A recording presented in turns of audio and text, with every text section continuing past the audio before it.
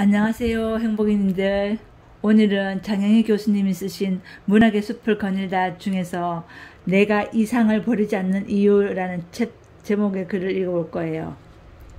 아프리카의 어느 부족은 너무 웃자라 불편하거나 쓸모없게 된 나무가 있을 경우 톱이나 칼로 잘라버리는 대신 온 부락민들이 모여 그 나무를 향해 크게 소리 지른다고 한다. 예컨대 너는 살 가치가 없어. 우린 널 사랑하지 않아. 차라리 죽어버려. 등 나무가 들어서 가슴 아파할 만한 말을 계속하면 시들시들 말라 죽어버린다는 것이다. 몇 년 전 이 이야기를 인용하면서 말 한마디가 이렇게 생명을 좌우할 만큼 폭력적일 수 있고 오랫동안 아물지 않는 마음의 상처로 남을 수 있다는 글을 쓴 적이 있다. 그렇지만 물론 육체적 가학이 언어적 학대보다 낫다는 말은 아니다. 사실 인간 역사에서 가장 위대한 발명은 욕일지도 모른다.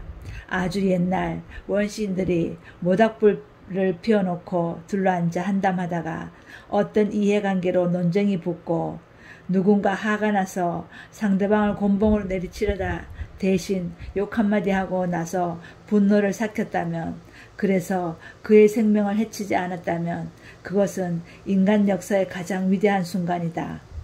운명은 인간의 것이지만 생명은 신의 것이다. 그렇기 때문에 그 누구도 다른 사람의 생명을 빼앗을 권리는 없고 그 무슨 명분을 갖다 붙인다 해도 정의로운 전쟁은 없다.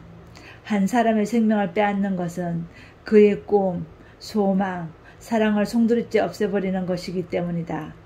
안네의 일기는 문자 그대로 안네 프랑크라는 13살 난 유대인 소녀의 일기이자 전쟁의 참화를 가장 현실적이고 감동적으로 전하는 세계적인 베스트셀러 작품이다. 제2차 세계대전 중인 1942년 6월 14일부터 2년여에 걸쳐 쓰여진 이 일기는 감수성이 예민한 어린 소녀의 눈으로 전쟁의 비극을 묘사한다. 유태인 말살 정책을 편 히틀러를 피해 안네의 가족은 다른 두 가족과 함께 비밀 입구가 있는 은신처에서 은둔 생활을 한다.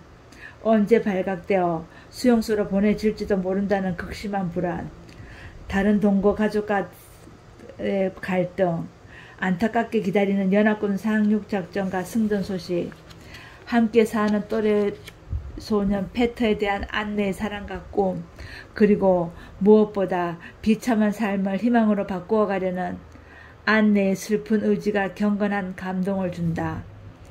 누가 우리에게 이런 고통을 안겨준 것일까요? 라고 자문하는 안네는 만일 하느님의 은총으로 이 세상에 살아남는 일이 허락된다면 나는 꼭 이 세상을 위해, 인류를 위해 일하겠습니다.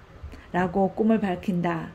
작가가 되어 주변의 모든 사람들에게 도움이 되고 기쁨을 주는 존재가 되고 싶은 안네의 소망은 단지 일상의 작은 행복을 누릴 수 있는 삶, 마음대로 자전거를 타고 자유롭게 춤을 추고 휘파람을 불고 젊음과 자유를 누리는 그런 삶이었다. 가끔씩 나는 생각합니다.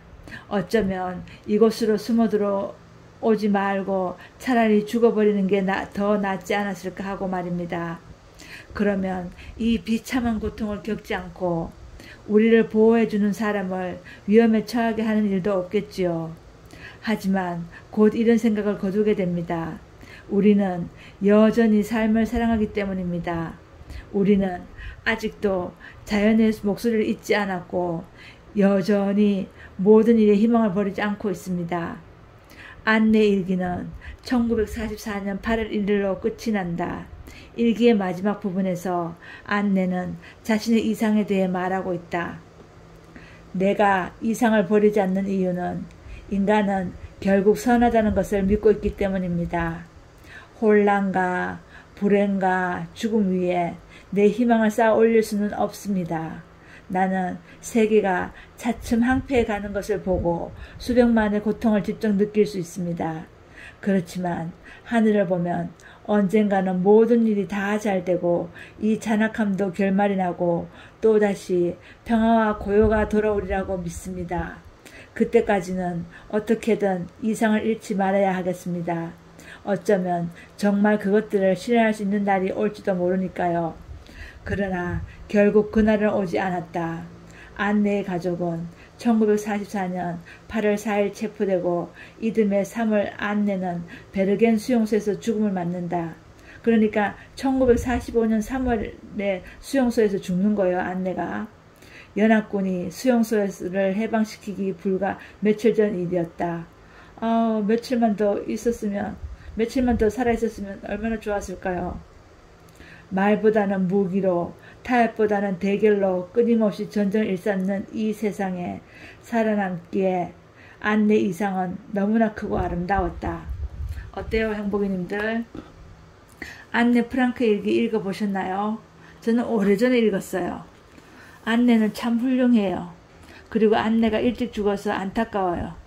다시는 이 세상에 전쟁이 없어서, 다시는 이 지구상에 전쟁이 없어서 안내처럼 불행하게 죽는 사람이 없기를 바랍니다. 우리 행복님들 모두 그런 생각 갖고 있죠. 우리 이 지구상에 전쟁이 없는 세상을 만들어요. 사랑합니다. 행복하세요.